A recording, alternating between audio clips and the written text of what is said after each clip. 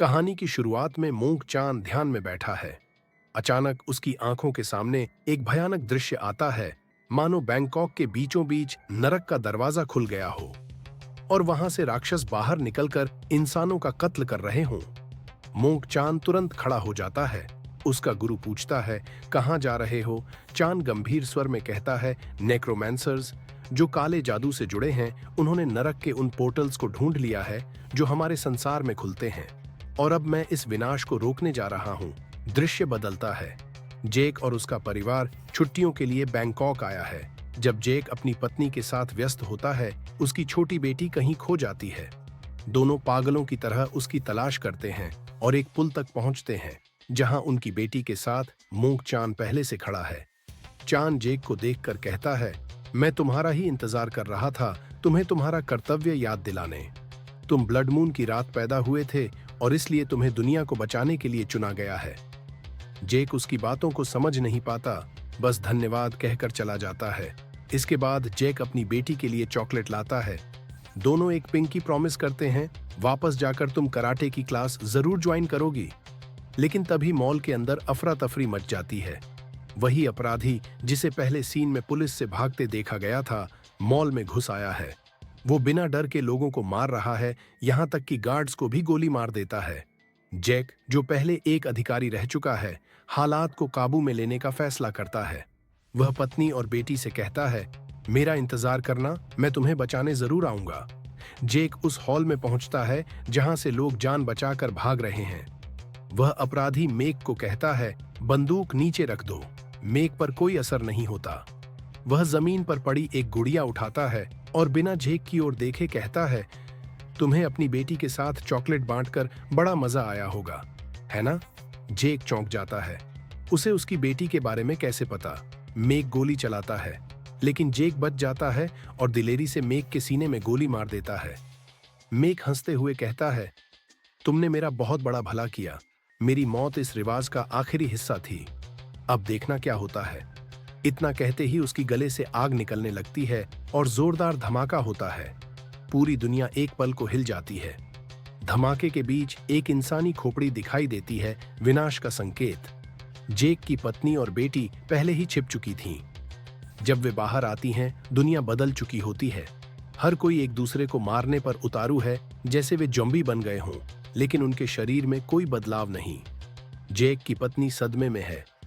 किसी के हमला करने से पहले वे फिर से मॉल के अंदर भागकर छिप जाते हैं और देखते हैं कि लोग बेरहमी से एक दूसरे की गर्दन तोड़ रहे हैं, गला दबा रहे हैं और बिना वजह मार रहे हैं। एक आदमी उनकी ओर बढ़ता है। तभी प्रैंग, जेक की पत्नी, पास रखी एक मूर्ति उसके ऊपर गिरा देती है और अपनी बेटी के साथ वहां से भाग जाती है। दोनों एस्केलेटर की तरफ दौड़ते हैं, लेकिन सामने से दो और लोग ऊपर आ रहे होते हैं। अपनी बेटी को बचाने के लिए प्रैंग उसे एस्केलेटर के किनारे वाली स्लाइड पर धक्का देती है और खुद हमलावरों से भिड़ जाती है। नीचे उतरते ही एक और आदमी उसकी बेटी पर हमला करने आता है, लेकिन प्रैंग समय पर पहुंचकर किसी भारी चीज से उसके सिर पर मारती है और बेटी को छुड़ा लेती है। अब सीन बदलता है। जेक उसी हॉल में है जहां धमाका हुआ था। बाकी पुलिस अफसर भी होश में आ चुके हैं और सब हैरान हैं कि इतने बड़े धमाके के बाद ये लोग जिंदा कैसे बचे। दूसरी ओर प्रैंग मॉल से बाहर निकलकर एक बस में चढ़ने का सोचती है, लेकिन जैसे ही बस ड्राइवर उन्हें लेने नीचे उतरता है, बाहर ज़ॉम्बी बने लोग उस पर हमला कर देते हैं। मजबूरन प्रैंग अपनी बेटी को लेकर पास की एक छोटी किराना दुकान में छिप जाती है। जेक की तरफ वापस आते हैं, वह हॉल में जांच कर रहा होता है। तभी एक महिला उसके सामने आती है। जेक पूछता है, क्या तुम ठीक हो? अचानक वह महिला अपना असली रूप दिखाती है, डरावना, ज़ॉम्बी जैसा चेहरा और हाथ में हथियार। वह जेक के साथी पर हमला करके उसे छुरा घोंप देती है। इससे पहले कि वह जेक को मार पाती, जेक उस पर 2-3 गोलियां चलाता है, लेकिन उसे कुछ नहीं होता। वह जेक को पकड़ लेती है। अपनी जान बचाने के लिए जेक पास पड़ी एक बड़ी चट्टान उसके सिर पर मारता है और भाग निकलता है, लेकिन कैमरा दिखाता है वह औरत अब भी जिंदा है। जेक अब वॉशरूम की ओर जाता है, जहां उसने अपनी पत्नी और बेटी को छोड़ा था, लेकिन वहां कोई नहीं होता। उधर प्रैंग किसी तरह अपनी मां को कॉल करने की कोशिश करती है, लेकिन न लैंडलाइन पर और न मोबाइल में नेटवर्क आता है। तभी एक और पागल आदमी उसकी बेटी पर हमला करने आता है, लेकिन प्रैंग समय पर पहुंचकर उसे फिर बचा लेती है। दोनों किराना दुकान से बाहर भागते हैं और बस की ओर दौड़ते हैं। प्रैंग अपनी बेटी को बस में चढ़ा देती है, लेकिन पीछे से दो आदमी उसे खींच लेते हैं।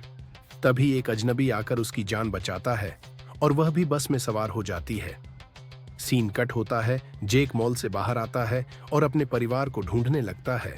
बाहर का नजारा पूरी तरह तबाह शहर और पागल हो चुके लोग। तभी उसकी नजर एक विशाल कंकाल जैसे जीव पर पड़ती है। वह डर जाता है, लेकिन खुद को संभालते हुए पास की जगह में छिप जाता है।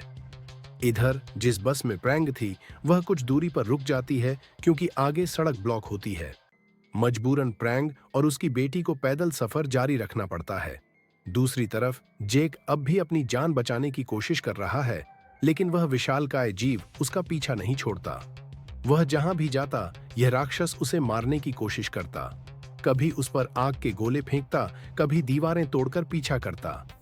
जेक एक शॉर्टकट लेकर किसी तरह उससे बचने की कोशिश करता है। जेक अंधेरी गलियों में भाग रहा था, तभी अचानक एक हाथ उसे खींचकर एक दरवाजे के अंदर ले जाता है। वह मोंग चान था। चान कहता है, अगर तुम अपने परिवार के बारे में सच जानना चाहते हो तो मेरे साथ चलो। चान उसे अपने कमरे में ले जाता है और समझाने लगता है, ये दुनिया हमारी नहीं है। यह नरक और इंसानी दुनिया के बीच का एक क्षेत्र है जिसे हिंड्रेंस कहते हैं, और यह सब मेरे पिता का किया हुआ है। चान आगे बताता है, मेरे पिता एक नेक्रोमैंसर थे, काले जादू के माहिर। उन्होंने नरक और धरती के बीच मौजूद ये पोर्टल्स खोज निकाले। इन पोर्टल्स को खोलने के लिए उन्हें तुम्हारे हाथों एक हत्या करवानी थी। इसीलिए उन्होंने मेक को उस मॉल में भेजा जहां तुम थे, और उनकी योजना सफल हुई। तुमने मेक को मारा, धमाका हुआ और नरक के सारे दुष्टों के द्वार खुल गए। मेरे पिता ने मेक की आत्मा का सौदा किया था और तुम्हारे हाथों उसकी हत्या जरूरी थी, क्योंकि तुम हो गेटकीपर ऑफ हेल, नरक के द्वारों के रक्षक। जेक के पास और कोई रास्ता नहीं था। मजबूर होकर वह मान जाता है। उधर प्रैंग और उसकी बेटी पूरे दिन की मुसीबतों से थककर अपने होटल लौटने का सोचते हैं। जैसे ही वे होटल के अंदर आती हैं, देखते हैं कि एक आदमी एक औरत पर हमला कर रहा है। प्रैंग मदद का फैसला करती है, पास रखी ट्रॉली से उस आदमी को गिराती है, फिर एक बोतल तोड़कर उसके सिर पर मारती है और उसे वहीं ढेर कर देती है। दोनों होटल रूम में लौट आती हैं और खिड़की से बाहर देखती हैं, जहां चारों तरफ तबाही मची हुई थी। सीन फिर से जेक और मोक चान पर आता है। चान कहता है, सबसे पहले हमें मेक को ढूंढना होगा, वही हमें मेरे पिता तक ले जा सकता है। रास्ते में वह जेक को अपने पिता की कहानी सुनाता है। पहले मेरे पिता भी मेरी तरह एक साधारण मोंक थे, लेकिन ताकत पाने की लालच में उन्होंने अपने गुरु के 2 पवित्र ग्रंथ चुरा लिए और समय से पहले पढ़ना शुरू कर दिया। उन्हें पता नहीं था कि वे इतने शक्तिशाली ग्रंथ पढ़ने के योग्य नहीं हैं। धीरे धीरे उनकी आत्मा अशुद्ध हो गई, शरीर में असहनीय पीड़ा होने लगी। इस दर्द और काले जादू से छुटकारा पाने के लिए उन्होंने एक बच्चे पर कब्जा कर लिया और अपनी पीड़ा व काली शक्तियां उस बच्चे में भरने लगे। लेकिन उन्होंने ग्रंथ पढ़ना बंद नहीं किया। रिवाज पूरा होने से पहले ही उस बच्चे की मां पीछे से आकर मेरे पिता की हत्या कर देती है। वह बच्चा और कोई नहीं, मैं था। मेरी मां के कारण वह अनुष्ठान अधूरा रह गया और मेरे पिता नरक के एक और लोक में फंस गए। उस दिन मेरी जान तो बच गई, लेकिन उनकी सारी शक्तियां और ज्ञान मेरे अंदर आ गए। दोनों बातें करते हुए आगे बढ़ रहे होते हैं कि अचानक जेक को एक लड़की की चीख सुनाई देती है। जेक उस लड़की को बचाने के लिए उस इमारत की छत पर पहुंचता है और देखता है कि कई डरावने राक्षस उसके पीछे पड़े हैं। वह एक एक करके उन सबको मारना शुरू कर देता है। आखिरकार जब वह सभी को खत्म कर उस लड़की तक पहुंचता है तो हैरान रह जाता है। यह वही लड़की थी जिसे मेक ने मॉल में मार दिया था, लेकिन यहां वह जिंदा दिख रही थी। असल में यह लड़की असल दुनिया में जिंदा नहीं थी, यह उसकी आत्मा थी, और यह जगह भी असली दुनिया नहीं थी। दोनों वहां से भागने ही वाले थे कि पीछे से वही विशालकाय कंकाल राक्षस आता है। वह लड़की का चेहरा पकड़कर उसके सामने ही उसे कच्चा खा जाता है। जेक मोंक चान से कहता है, मैंने इस लड़की को मॉल में मरते देखा था। चान शांत स्वर में कहता है, मैंने पहले ही कहा था, यह असली दुनिया नहीं है। यहाँ जो कुछ भी है वह आत्माएं हैं। बात करते करते जेक को याद आता है, वह भी मॉल में हुए धमाके में मारा गया था। वह डर से कांपते हुए चान की ओर देखता है। चान कहता है, हाँ सच यही है, तुम मर चुके हो। जेक का सबसे बड़ा डर अब हकीकत था। उसकी आत्मा इस अजीब दुनिया में भटक रही थी और असली दुनिया में उसके परिवार का क्या हाल होगा वह नहीं जानता था। जेक पूछता है, क्या तुम भी मरे हुए हो? चान जवाब देता है, नहीं, मेरी शक्ति और ज्ञान मुझे इस दुनिया और असली दुनिया दोनों में आने जाने की अनुमति देते हैं। जेक तुरंत कहता है, तो फिर मेरे परिवार को बचाने में मदद करो, तुमने वादा किया था। चान कहता है, मैं तुम्हें पोर्टल के जरिए असली दुनिया में ले जा सकता हूं। जेक पूछता है, उस धमाके में बहुत लोग मरे थे, फिर सिर्फ हम ही इस दुनिया में क्यों आए? चान बताता है, वे लोग यहाँ आते हैं जिन्होंने अपनी जिंदगी में कुछ बुरा किया हो। उस लड़की ने अपने साथी के साथ धोखा किया और तुम अपने काम के कारण पूरे संसार और अपने परिवार के साथ धोखा कर रहे थे, उन्हें समय नहीं दे रहे थे। इसी वजह से तुम यहाँ फंसे हो। बात करते करते दोनों पोर्टल तक पहुंचते हैं, लेकिन अचानक कई राक्षस उन पर हमला कर देते हैं। चान अपनी शक्तियों से उन्हें मारना शुरू कर देता है। कई राक्षसों को खत्म करने के बाद वे एक दूसरी इमारत में पहुंचते हैं, जहां और भी राक्षस घेर लेते हैं। लेकिन चान अपने जादुई डंडे की ताकत से रास्ता साफ करता है और पोर्टल खोलकर जेक को लेकर असली दुनिया में आ जाता है। असली दुनिया में पहुंचते ही जेक आईने में देखता है और दंग रह जाता है। यह उसका अपना शरीर नहीं था। चान माफी मांगते हुए कहता है, मुझे जल्दी थी तुम्हें लाने के लिए, मुझे एक शरीर चाहिए था और इसलिए मैंने तुम्हारी आत्मा को एक मरे हुए आदमी के शरीर में डाल दिया। यहीं एक बड़ा मोड़ आता है असली दुनिया में। जेक के अपने शरीर में अब मेग की आत्मा घूम रही थी। कैमरा होटल के उस कमरे में जाता है जहां जेक की पत्नी और बेटी मौजूद हैं। जब वे जेक असल में मेग से कहती हैं, हमें यहां से निकलना चाहिए, तो वह अजीब तरह से जवाब देता है, जिससे उसकी पत्नी को 2-3 बार शक होता है, लेकिन वह कुछ कहती नहीं। नीचे जेक के पास मोंग चान आता है और उसे 2 तरह के हथियार थमाता है, जो काले जादू और मेग दोनों को खत्म करने के लिए काफी थे। जैसे ही जेक को चान से पता चला कि इस समय मेग उसकी फैमिली के साथ है, वह उन्हें बचाने के लिए तुरंत भाग पड़ा। तुम्हें शायद कभी किसी ने यह सच नहीं बताया, लेकिन ब्लड मून की रात पैदा होने के कारण तुम्हारी ये किस्मत पहले से तय थी और इसी वजह से तुम्हारी मां की मौत तुम्हारे जन्म के बाद हो गई। जेक को इन बातों में कोई दिलचस्पी नहीं थी, उसे बस अपना परिवार चाहिए था। तभी चान कहता है, अगर तुम सच में अपने परिवार से मिलना चाहते हो तो पहले मेरी मदद करो। हमें नरक के इन दरवाजों को बंद करना होगा और मेरे पिता को हराना होगा। असल जेक और चान मेग को मारने के इरादे से कमरे तक पहुंचते हैं, लेकिन वहां कोई नहीं था। उन्हें वही गुड़िया मिलती है जो पहले मेग के हाथ में थी। इससे उन्हें अंदाजा हो गया कि वे तीनों यहीं थे। आवाजें सुनकर जेक नीचे स्विमिंग पूल के पास देखता है, उसकी पत्नी और बेटी वहीं थीं। वह उन्हें बचाने दौड़ता है, लेकिन उसकी पत्नी और बेटी उसे पहचानने से इनकार कर देती हैं। यह स्वाभाविक था, क्योंकि जेक इस समय अपने असली शरीर में नहीं था। तभी मेग, जो जेक के शरीर में था, पीछे से आता है और उस पर हमला करता है। मेग गुस्से में कहता है, यह सब तुम्हारी वजह से हो रहा है, क्योंकि तुम हीरो बनना चाहते थे। अब तुम वही झेलोगे जो मुझसे छीना गया था। दोनों की लड़ाई होते होते वे पूल में कूद जाते हैं। इधर जेक की पत्नी असली जेक को मारने पर अड़ी हुई थी, क्योंकि उसने अपने पैर से वह खंजर निकाला था जो मेग को मार सकता था। उसे लगा कि कोई अजनबी उसके पति को मारने वाला है। असली जेक समझाने की कोशिश करता है, देखो, मैं इस समय किसी और के शरीर में हूं, मेरे पास समझाने का समय नहीं है, मैं ही असली जेक हूं। लेकिन मेग भी बार बार कहता रहा कि वह ही असली जेक है और प्रैंक, जेक की पत्नी, से कहता है कि दूसरे आदमी को मार दो। तभी जेक की बेटी कहती है, अगर तुम सच में डैड हो तो पिंकी प्रॉमिस करो। जेक पिंकी प्रॉमिस करता है और कहता है, मैं ही असली जेक हूं। बेटी समझ जाती है कि उसके डैड किसी और के शरीर में है, लेकिन प्रैंक पूरी सच्चाई नहीं समझ पाती और असली जेक को गोली मार देती है। जैसे ही असली जेक मरता है, मेग जेक के शरीर में उसकी पत्नी के पास जाता है और कहता है, हमें यहां से कहीं और जाना होगा। तभी वही ब्लड गेट खुलता है। मेग दोनों को उसके अंदर जाने को कहता है। दृश्य अगले सुबह शिफ्ट होता है। जेक को एक राक्षस हमला करता दिखता है जब वह पूल से निकलता है, लेकिन अगले ही पल उसकी आंख खुलती है। यह एक सपना था।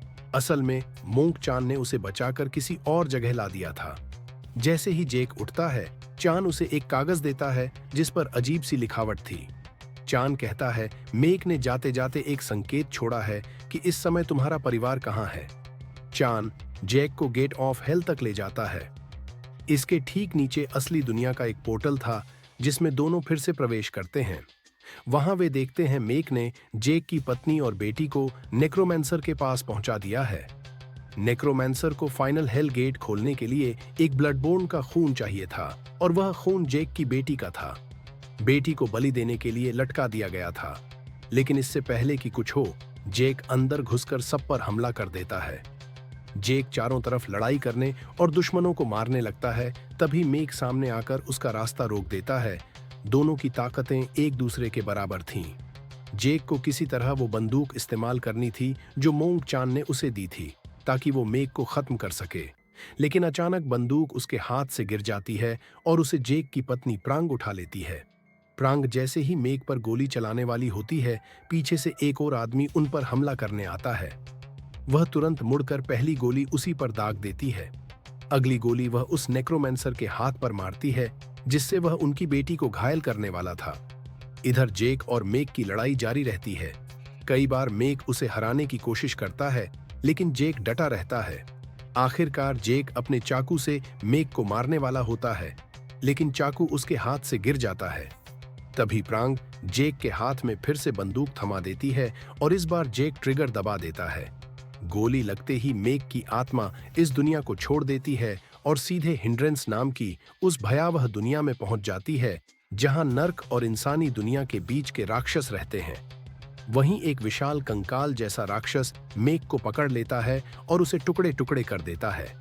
अब उनका आखिरी मिशन था उस नेक्रोमैंसर को मारना जिसने नर्क का द्वार खोलने की कोशिश की थी। वह इसे काफी हद तक खोल भी चुका था। मोंग को पता था कि इसे बंद करने के लिए उसे अपने ही पिता को मारना होगा। वह उन्हें ध्यान भटकाने लगता है और पीछे से जैक आकर नेक्रोमैंसर की पीठ में चाकू घोंप देता है। नेक्रोमैंसर तड़पते हुए कहता है, क्या तुमने सोचा मुझे मारने से नर्क का द्वार बंद हो जाएगा? नहीं, इसके लिए खुद द्वारपाल को नर्क में जाना होगा। ये सुनकर मोंग चान घबरा जाता है, लेकिन जेक इंसानियत के लिए अपनी जान कुर्बान करने का फैसला कर लेता है। वह अपनी पत्नी और बेटी से आखिरी बार विदा लेता है और फिर नर्क के द्वार की ओर बढ़ता है। जैसे जैसे वह करीब जाता है, उसका पूरा शरीर जलने लगता है। दर्द से कराहते हुए भी वह आगे बढ़ता है और आखिरकार नर्क का द्वार बंद हो जाता है। इसी के साथ हिंड्रेंस की दुनिया भी ढहने लगती है और वहां मौजूद सारे राक्षस एक एक कर खत्म हो जाते हैं। पोस्ट क्रेडिट सीन में दिखाया जाता है कि प्रांग और उसकी बेटी जेक की मां के घर पहुंचते हैं, जहां जेक की मां उन्हें देखकर बहुत खुश होती है। लेकिन फिल्म खत्म होने से पहले एक और रहस्यमयी सीन आता है। एक अनजान लड़की ने नर्क का द्वार फिर से खोल दिया है।